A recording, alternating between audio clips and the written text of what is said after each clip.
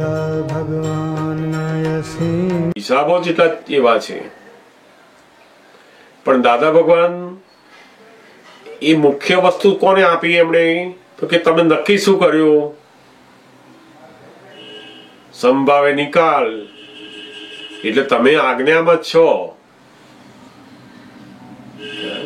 પણ એ આજ્ઞા ધીમે ધીમે પેલા હિસાબો ચોખ્ખા થતા થતા થતા એકદમ જાગૃત દશામાં આવતા જશો. બિલકુલ તમને અંદર એટલું બધું છૂટાપણું રહે, એટલું બધું નિરાકુરતા રહે, એમાં તમારું સુખ જાય નહીં એવું રહે. પછી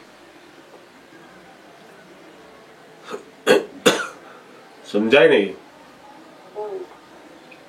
બહુ સરસ સમજાય. આજે આખું બધું ખુલ્લું થઈ ગયું, કારણ કે ક્યાંથી કન્ફ્યુઝન હતું.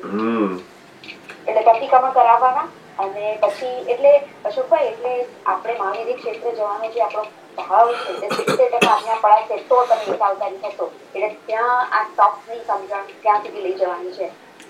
ટાઈમ બને એ જેમ જેમ આપણે આ ચીકણી ફાઇલોના પ્રતિક્રમણો થતા જાય એમ જાગૃતિ વધતા વધતા સંભાવે નિકાલ એ શરૂઆત થતા થતા થતા એટલો બધો આવશે કે અદભુત જાગૃતિ વર્તશે. પછી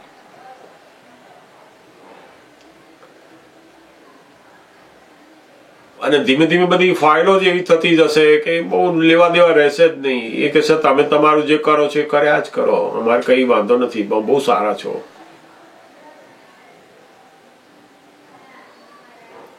જેમ જેમ બધા હિસાબો ચોખ્ખા થશે એમ પેલી આજ્ઞાનું બધું બહાર દેખાતું આવશે. પછી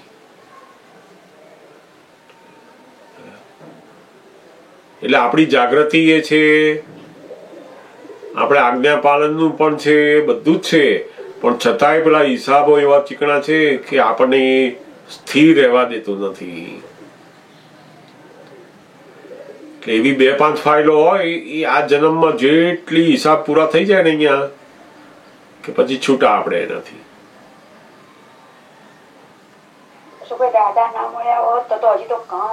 એ તો વાત જ છૂટી ને. એટલે જ કે છે ને કે જ્ઞાની મળ્યા પછી જ પોતાના ભવની ગણતરી શરૂ થાય છે. ખરી તો કે હવે કેટલા ભવ બાકી રહ્યા એની ગણતરી જ્ઞાની મળ્યા પછી, જેને પોતાની દેહાધ્યાસ ગયો, ભ્રાંતિ ગયા પછી જ આ શરૂઆત થાય છે.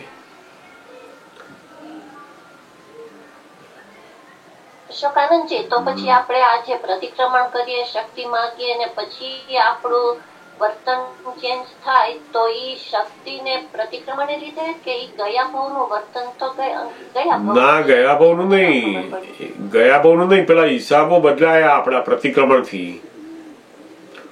આ પ્રતિક્રમણ શું કરે છે તો કે એની સાથેના જે વેરના હિસાબો છે ને એને ચોખ્ખા કરે છે અંદરથી. આપણે પહેલા જે અહંકારે કરીને જે આંકડા બાંધેલા એ હવે ઢીલા પાડે છે. પ્રતિક્રમણ બહુ મોટું કામ કરે છે.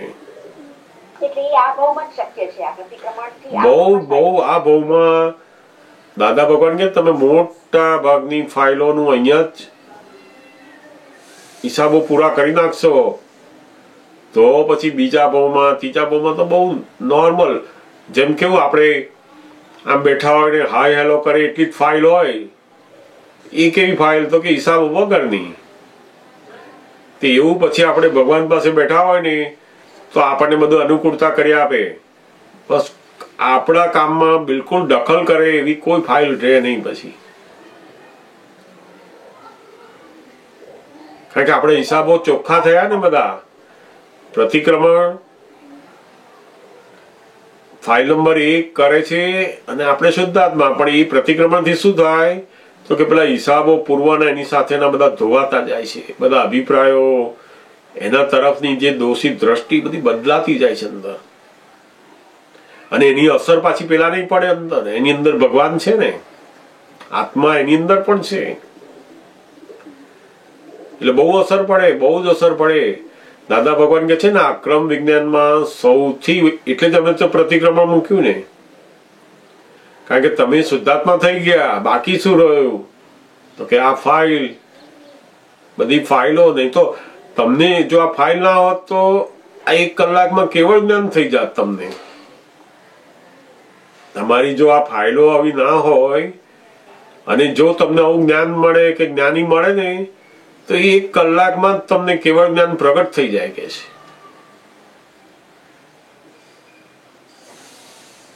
તો પછી આપણે ધારો કે આ 7મી કલમો લઉં આહારની, તો ઈ આપણે બોલ્યા કરીએ તો ઈ પણ એવી રીતે વર્તન ચેન્જ થઈ જાય. હા, દરેક 9 કલમની જોડે અંદર પ્રતિક્રમણ પણ છે અને શક્તિ માંગવાનું પણ છે. એનાથી ઊંધું જે વર્તન થાય ત્યાં પ્રતિક્રમણ. 9 કલમની ઊંધું જેટલું વર્તન થાય એ બધાનું પ્રતિક્રમણ કરતા જવાનું. એટલે ચોક્કસ જોઈ શકાય. આપણે 5 વર્ષ પહેલા કે 10 વર્ષ પહેલાનું આપણું પોતાના જ વર્તનને જુએ ને આજનું વર્તન જુએ તો કેટલું ફેરફાર થાય છે. આપણે પોતે જ અનુભવી શકીએ એમ છે. હા, પણ એના જેવું નહીં હોય કે લીમડાની કડવાશ ઓછી થાય, પણ એ રીતનું નથી કે ના. આપણે તો લીમડો હતો જ નહીં. આ તો હિસાબથી લીમડા હતા. મૂળ તો આંબો જ હતો પણ આ હિસાબ એવા લીમડા વાળા હતા. આ કડવાશ બધા હિસાબ ના હતા, પોતાના હતા જ નહીં. પોતાના બીજમાં તો કડવાશનું બીજ જ નથી. આ તો વેરના હિસાબથી કડવાશના બીજ રોપાયેલા, એટલે એ છૂટા થઈ જઈએ ત્યાંથી. ઓકે, એટલે અશોકભાઈ હવે પ્રતિક્રમણ જે બતાવ્યું તે પ્રતિક્રમણ તો હવે આપણે કઈ એક આ ભૂલ કરી દીધી, આ ભૂલ, એ તો આપણે બધું શરૂઆતમાં બહુ જોયું. પણ હવેનું પ્રતિક્રમણ વર્તમાનમાં જયારે આ ઊભું થાય છે ત્યારે એટલું જ કરવાનું કે મારા મન વચન કાયાથી મેં તમને જે દુઃખો આપ્યા છે એની હૃદયથી માફી માંગુ. હા, અને જ્યાં આપણે દુઃખ મનથી વધારે એના માટે વિચાર કર્યા હોય, આપણી બુદ્ધિએ કરીને બહુ અન્યાય જોયા હોય કે આ આવું છે ને તેવા છે, અભિપ્રાય આપ્યા હોય, એની માફી માંગવાની કે મેં આમના માટે આવો અભિપ્રાય આપ્યો હતો. મેં અંદર શુદ્ધાત્મા જોવાના બદલે અમને આવા દોષિત જોયા, અમને આવા ખરાબ કરતા જોયા છે, એ માફી માંગતું જવાનું અંદર. એટલે જે વખતે મારો ઇન્સિડન્ટ કાલે બન્યો તો એમાં જે મેં એને જોયો છે દોષિત, તો એ માફી માંગવાની, એનું પ્રતિક્રમણ કરવાનું. મેં મનથી એમને આવા જોયા, મારી વાણીથી એમને આવા દૂષિત બોલ્યો, આવું દુઃખ થાય એવા શબ્દો નીકળ્યા, એમને ના ગમ્યું, એના અહમને દુભાયો આમાં. એટલે એ દોષ કહેવાય ને. એ દોષના પ્રતિક્રમણ કરો કહીએ કે આવું ના હોવું જોઈએ. આ પ્રતિક્રમણ કરો, માફી માંગો. જેટલી ચીકણી ફાઇલોના હજારો લાખો પ્રતિક્રમણ થશે ને ત્યારે આ બધા હિસાબ પૂરા થવાના છે. દાદા કે અમે જ્ઞાન થયા પછી 4 વર્ષ મૌન રહ્યા ને, તો અમારું એ મૌન પણ શું હતું તો કે અમે એક અમારા સગાવાલાથી માંડીને અમારા આડોશી પાડોશી બધા મને એક વખત ભેગો થયેલો હોય ને એના માટે મેં કંઈક વિચાર કર્યો હોય ને તો એનું અમે પ્રતિક્રમણ કરેલું કે છે. પછી શરૂ ખરા પ્રતિક્રમણ જ પછી શરૂ થાય છે.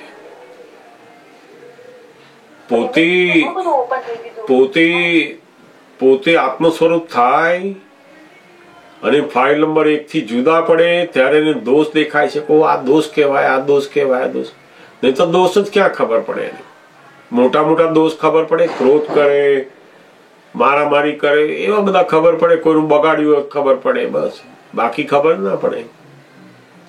ને તે દોષ પાછા દોષની જોડે પક્ષપાત અંદર રહે કે એને આવું કર્યું એટલે મેં તો આવું કર્યું છે.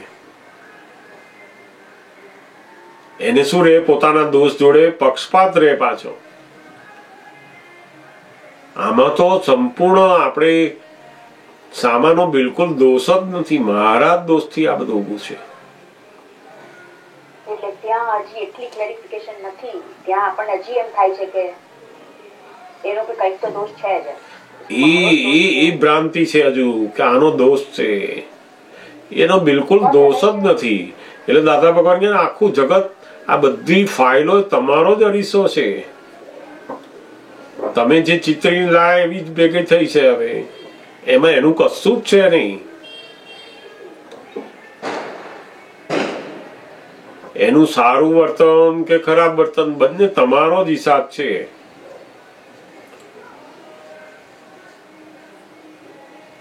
અને જ્યાં જ્યાં આપણને એમના પ્રત્યે હજુ પણ જે પેલું શુદ્ધાત્માના બદલે આ બીજું બધું ઊભું થાય છે, ત્યાં પ્રતિક્રમણ કરાવો. એમ કરતા કરતા ચોખ્ખું થઈ જશે. આ હિસાબો બધા એમનો અકબંધ પડ્યા છે અને આપણને આત્મજ્ઞાન પ્રાપ્ત થયું. દાદા કે અમે તો બેઠા બેઠા બધા લોકોના એટલા બધા પ્રતિક્રમણ કર્યા. અમારા ખડકીના આડોશી પાડોશી સગાવાલાઓ બધા એમ કરતા કરતા અમે આયા. 4 વર્ષમાં તો બધું અમે પૂરું કરી નાખ્યું. અશોકભાઈ, આપણે મહેશભાઈ સવાલ છે કે દાદાના મૌન વ્રત વિશે જાણવું છે એમને. હા, જરૂર. મૌન એવું કહેતો હતો. હા, બોલો. એવું કહેતો હતો કે મૌન વ્રત તો આમ આપણને શાબ્દિક રીતે તો સમજાય, પણ દાદાનું જે મૌન વ્રત જે ખરું એ કારણ કે શું છે, ધંધો પાણી નોકરી બધું ચાલતું છે એમને પણ એ વખત, બધું તો વ્યવહારિક રીતે એમને બોલવા કરવાનું ચાલતું હતું. અને અંદરથી પેલી અવસ્થામાં મૌન વ્રત હતું કે વ્યવહારમાં પણ મૌન વ્રત હતું? ના, એટલા માટે કે અમે એ રસ્તે ચાલવા માટે અવલંબન લઈ શકીએ મૌન વ્રત વાળી વાતનું? ના, એટલે આમાં કેવું છે કે બે જાતના મૌન છે. એક વ્યવહારનું શબ્દ ના બોલે, વાણી ના વપરાય, એને મૌન કહે છે. એ તો વ્યવહારનું મૌન છે. એ વ્યવહારનું મૌન એ અમુક અંશે આપણને ફળદાયી છે, કામ લાગે એવું છે. એ કઈ નકામું નથી. કારણ કે ઘણી વાર શું છે, અમુક જગ્યાએ તમારે બિલકુલ તમારે કઈ જરૂર નથી ને એવા ત્યાંય તમે શબ્દ વાપરો, પેલું મૌન રહે નહીં. એ બધા શબ્દોનો ઉપયોગ વધારે થયા કરે તો ઉડતું વધારે બધી જોખમદારી લે છે ત્યાં.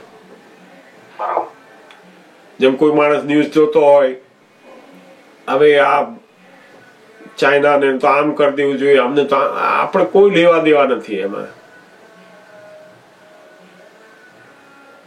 ત્યાં જે આ બધા શબ્દો છે એનું મૌન પણ વ્યવહારમાં રાખે તો એ ફાયદો છે એને.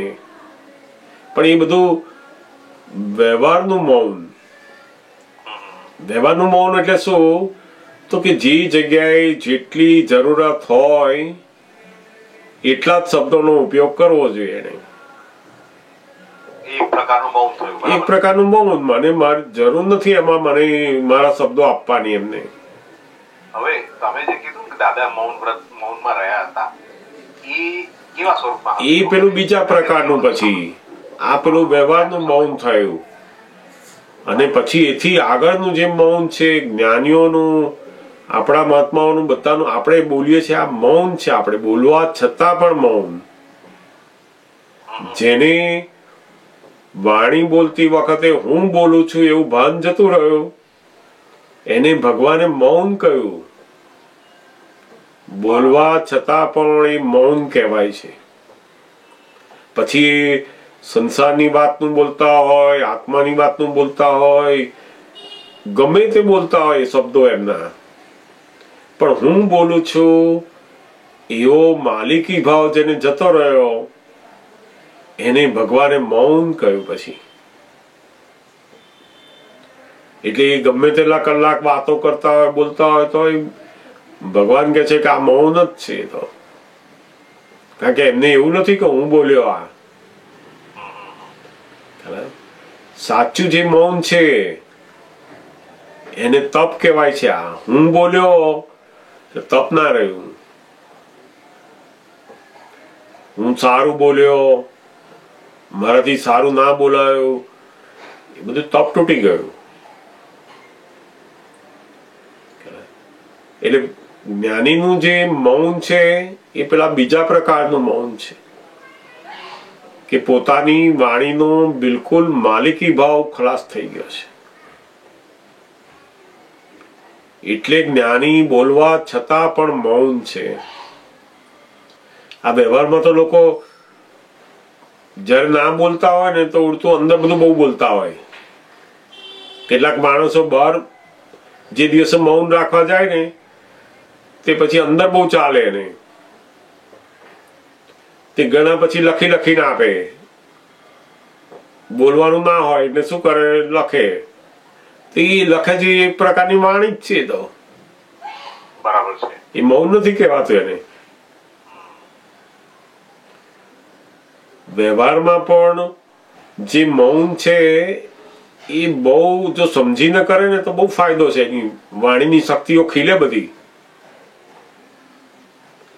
કારણ કે મોટા ભાગે બધી વાણી કેવી લીકેજ થઈ ગયેલી છે. કોઈ પણ વિષય આવે ને જે જાણતા ના હોય તમે ઊંડા ઉતરી જ જાય, બોલ્યા જ કરે બધું. કારણ કે એવી લીકેજ થઈ ગઈ છે એનું બધું. આ પેલો જે અહંકાર છે એ એની વિશેષતા બતાવવા માટે આ વાણીનું અંદર પડ્યા જ કરે. કોઈ લેવા દેવા નહીં, કશું જ નહીં. તો પેલો અહંકાર ઉછળ્યા વગર રહે નહીં ત્યાં. જેમ જેમ એની સમજણ ખીલે પછી એને ખબર પડે કે આપણે આમાં નિરર્થક બધી બાબતો છે એમાં વાણીનો ઉપયોગ કરવા જેવો નથી. અને ત્યાં એને સમજણ પડે કે આ નિરર્થક છે, આમાં ક્યાં વાણી વેડફવાની. પૈસા લોકો વેડફતા નથી પણ વાણી તો વેડફી નાખે છે. પછી કહે કે મારા છોકરા સાંભળતા નથી, મારી કોઈ વાત માનતા નથી. ક્યાંથી માને પછી? કારણ કે પેલી વાણી બધી વેડફાઈ ગયેલી છે, એની શક્તિ બધી ખલાસ થઈ ગયેલી છે. એટલે જ્ઞાનીને તો આ વ્યવહાર અને પેલું નિશ્ચય બંને મૌનમાં છે. એમને તો સંપૂર્ણ મૌન કયા. એમને જ્ઞાની તો સંપૂર્ણ મૌન છે.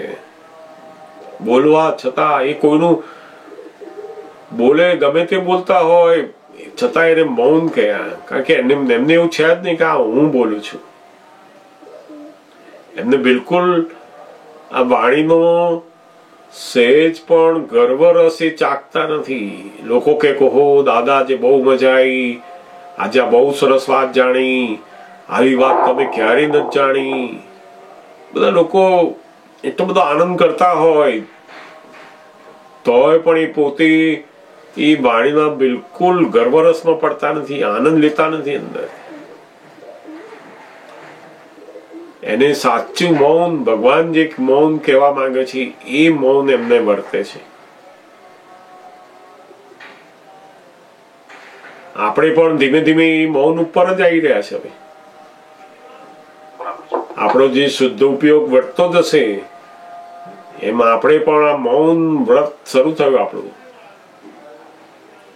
એટલે જ કે છે ને સત્પુરુષનું મૌન તપોબળ,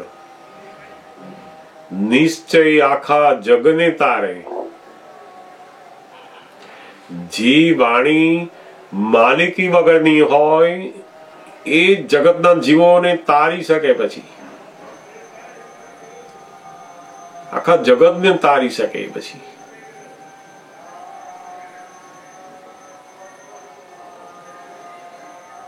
બહુ સરસ વાત કરી તમે કે માલિકી વગરની વાણી. હવે દાદાને તો જ્ઞાન થયું હતું અને દાદા એ સ્ટેજમાં હતા, બરાબર. અને દાદાનો આ વાર્તાલાપ ચાલે છે, તમારા થકી વાણી ઉચ્ચારાય છે, અમે પણ કંઈક બોલીએ છીએ. હવે વ્યવહારમાં પણ વાણી ઘણી બધી આવે, બરાબર. વાણી માલિકી વગરની મારી નીકળે એવો ભાવ થવો, પ્રયત્ન કરવો, એ કેવી રીતનું સેટિંગ? મતલબ કહેવાય કે ભાઈ માલિકી વગરની વાણી મારી હો એવું આપણે ભાવ પેદા થવો કરવો પ્રયત્ન, જેથી ફરી પાછું નવ ચાર્જ ના બંધાય. ચાર્જ તો ના બંધાય, ચાર્જ તો બંધાય જ નહીં હવે. પણ આ વાણી માલિકી વગરની નીકળે એવું કેવી રીતે થતી જાય? તો કે જેટલો આપણો શુદ્ધ ઉપયોગ, હું શુદ્ધાત્મા છું, એ જાગ્રત રહીને જે શબ્દો નીકળ્યા કરે એ બધા માલિકી વગર એ માલિકી વગરના નીકળ્યા કરે.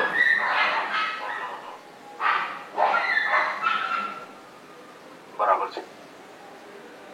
એટલે તમે હંમેશા ખ્યાલ રાખો કે હું શુદ્ધાત્મા છું, શુદ્ધાત્મા પદમાં રહીને પૂરેપૂરું એ શુદ્ધ ઉપયોગ બોલવાનો પ્રયત્ન કરો તો માલિકી વગરની વાણી નીકળે એવું આપણે માનીએ અને સમજીએ આપણે. બરાબર. તો સાથે સાથે જયારે હું શુદ્ધાત્મા પદમાં રહીને બોલું તો જે કઈ વાણી તમે ઉચ્ચારો છો એમાં તમારું મોહ પણ તૂટે છે, લોભ પણ તૂટે છે, તન્મયાકાર પણ તૂટે છે. આ બધું બધું જ માલિકી ભાવ ના કારણે પેલું અંદર ગર્વરસ ઉત્પન્ન થતો હતો. કોઈક વાર સારું બોલાય તો ખુશ થઈ જાય, કોઈક વાર ના સારું બોલાયું તો પછી વેદ થાય કે આજે બરાબર ના થયું, ડિપ્રેસ થાય. એ બધામાંથી મુક્ત થઈ ગયા. હવે આ માલિકી ભાવ ગયો એટલે શું થયું? તો કે હવે માલિક જ રહ્યા નહીં, એટલે એને સારું ખોટું રહ્યું જ નહીં. એ બધું પોતે શુદ્ધાત્મા થઈ અને એને જાણનાર થઈ ગયો. ઓહો, સારું બોલ્યા કે ખરાબ બોલ્યા, ના બરાબર બોલ્યા, કોઈને ગમ્યું, કોઈને ના ગમ્યું, કોઈ બહુ જ સારું કહ્યું, એની કશી જ એવી બધી એના રસમાં પડે નહીં. પછી નથી. ઘણા લોકો કોઈ પ્રવચન કે કોઈ વાત સમજાઈ ગયા પછી પૂછે કેવું લાગ્યું આજે તમને? કેમ પૂછે છે?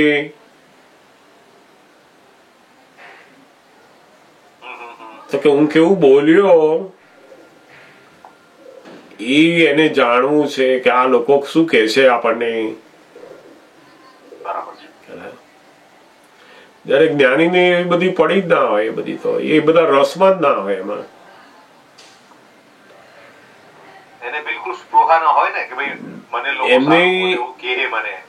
એ કે ને અમારે તો વાણી બોલવાની આવે ત્યારે અમારી ફાઇલ સ્વરૂપે નીકળે છે. અમારે તો આ ફાઇલ તમે પૂછો એટલે એ ફાઇલ છે ને એનો જવાબ આપવા માટે દર્શન કામ કર્યા કરે ત્યાં.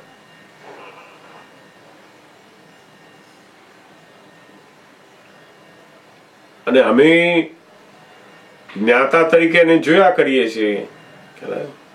તમે શ્રોતા છો, ફાઇલ નંબર 1 વક્તા છે અને હું જ્ઞાતા દ્રષ્ટા છું.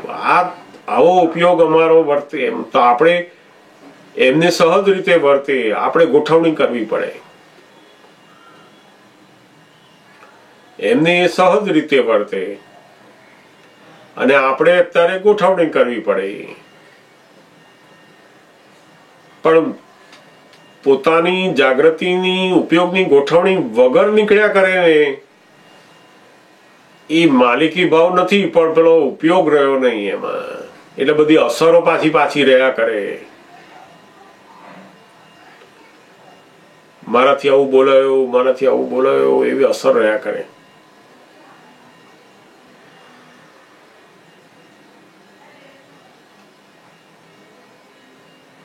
પોતાનો શુદ્ધ ઉપયોગ, હું શુદ્ધાત્મા અને વાણી ટેપ રેકોર્ડર છે એવો ઉપયોગ નીકળ્યા જ કરે, અંદર રહ્યા જ કરે. એ માલિકી ભાવ વગરની વાણી થઈ ગઈ.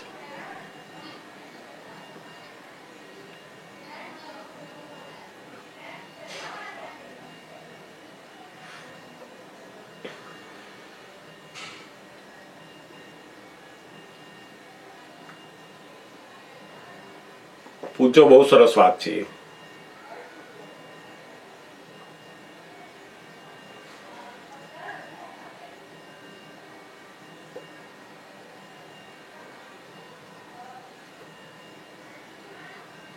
હજારો માણસો ખુશ થયા હોય ને અને કે દાદા આજે તો બહુ ટોપ ઉપરનો સત્સંગ નીકળ્યો,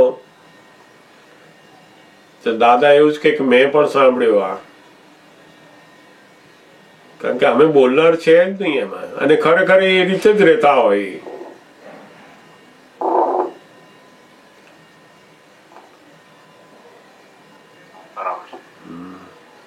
એટલે અશોકભાઈ આ પ્રસંગો બનતા જાય ત્યારે એક વખત તો એવું હાજર થાય, આઈ ડોન્ટ નો, હું તમને કહું છું, પણ આવું હાજર થાય એક આખો પ્રસંગ બન્યા પછી પણ એવું એક વખત એવું મગજમાં તો આવી જાય કે ગમે તે થાય પણ હું શુદ્ધાત્મા જ છું અને આ કોઈ ક્રિયાનું કરતા હું છું નહીં. આ બધું ભલે હું ગમે એટલું બોલી ગઈ, હું તો શુદ્ધાત્મા જ છું, એવું થાય છે અશોકભાઈ? એવું એક વખત તો હાજર થઈ જ જાય છે, એ શું થાય છે?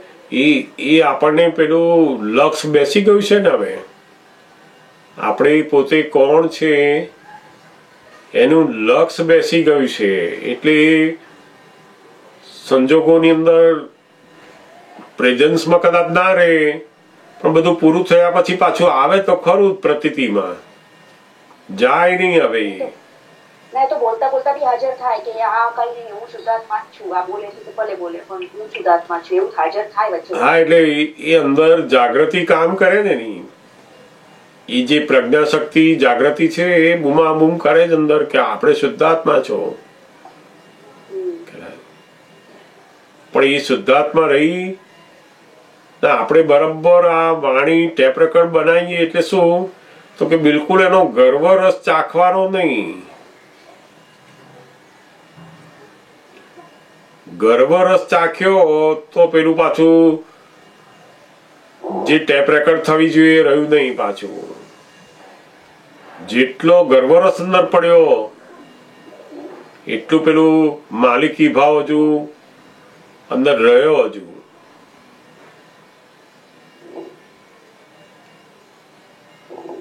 આપણી સમજણ નિશ્ચય કરીને માલિકી ભાવ જતો રહ્યો, પણ જે વ્યવહારે કરીને હજુ બધું બાકી છે એમાં પેલો ગર્વરસ ચાખી લઈએ છે, ત્યાં પેલી આજ્ઞા ચૂકાઈ જાય છે બધી.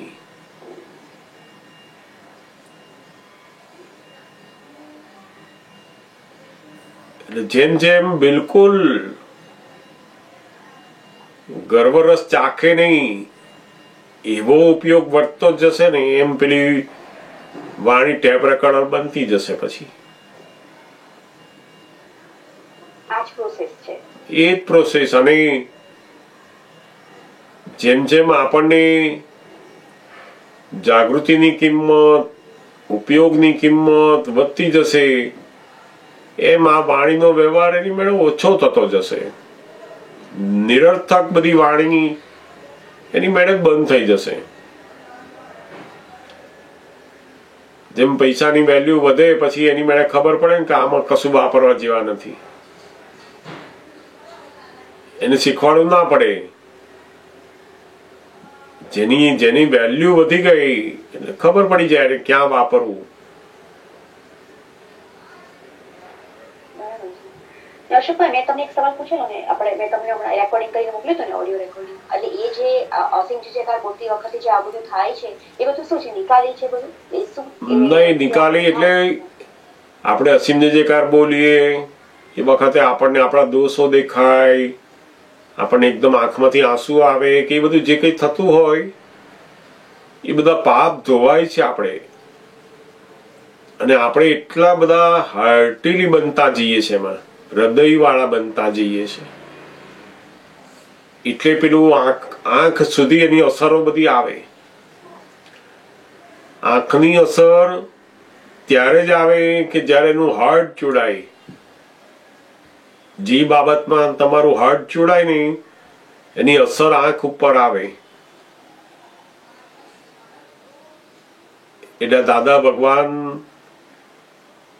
ના અસીમ જય જયકારની એવી કીર્તન ભક્તિ છે કે તમારા હાર્ટને એકદમ ખુલ્લું કરે, એકદમ સરસ બનાવે છે, ચોખ્ખું બનાવે. અને પોતાના હૃદય ઉપર બધા જાત જાતના આ સંસારના બધા દુઃખોના જે ઘા પડ્યા હોય ને બધા રૂજાતા જાય નથી. ઘણા બધા દોષો, ઘણા બધા પાપો પશ્ચાતાપ રૂપે આંખની અંદરથી આંસુ સ્વરૂપે બહાર નીકળી જાય છે, બધા ધોવાઈ જાય છે. એટલે જ કહેવાય છે ને, લોકો કહે છે ને ગંગામાં જાય અને નાય તો પાપ ધોવાઈ જાય. તો કે એ ગંગા નહીં, જ્ઞાનીની જે જ્ઞાનવાણી, જ્ઞાનીની કીર્તન, એની અંદર એટલા બધા તમે નાવ છો કે તમારી આંખમાંથી આંસુ નીકળે છે, એમાં બધા પાપ ધોવાઈ જાય છે.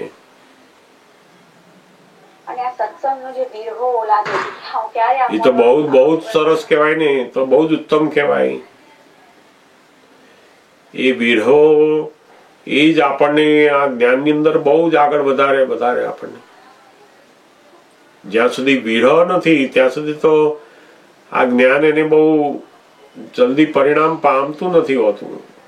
વિરહ તો લાગવો જ જોઈએ, કારણ કે આવું અદ્ભુત વિજ્ઞાન આપણને કેમ કરીને એની પૂર્ણાહુતિ થાય, દરેક વાતોને આપણે એક્ઝેક્ટ સમજી શકીએ. ક્યારે મળે એવો સત્સંગ, એવી વાતો, મહાત્માઓ ક્યારે મળે, એવું વાતાવરણ આપણને ક્યારે મળે, તો એ તો જબરદસ્ત. અને એ વિરહથી પણ ઘણા બધા પાપો ધોવાતા જાય છે. આપણને એ જ નિધિધ્યાસન, સત્સંગ એનું નિધિધ્યાસન, દાદાની વાતોનું નિધિધ્યાસન, એ તો બહુ મોટું આ જગતના બધા જ કુસંગોમાંથી બચાવે છે આપણને. નહીં તો માણસ આખો દિવસ ધ્યાન શેનું કરતો હોય?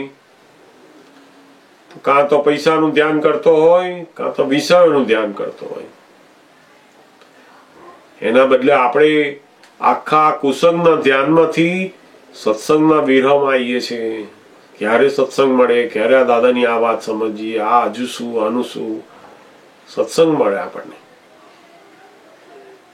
એટલે એ વિરહ તો બહુ જ કામ લાગે, બહુ જ કામ લાગે. વિરહ ઉત્પન્ન થાય તો બહુ મોટી વસ્તુ કહેવાય.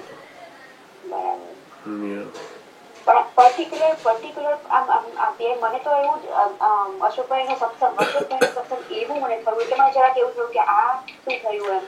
ના, એ તો તમને એવું લાગે કે અશોકભાઈ નો, પણ અશોકભાઈ નું કશું હોય જ નહીં ને, એમાં છે તો દાદા ભગવાન નું જ બધું. એટલે દાદા ભગવાન નું જ્ઞાન વિરહ છે તમને, એ તો માધ્યમ છે અશોક.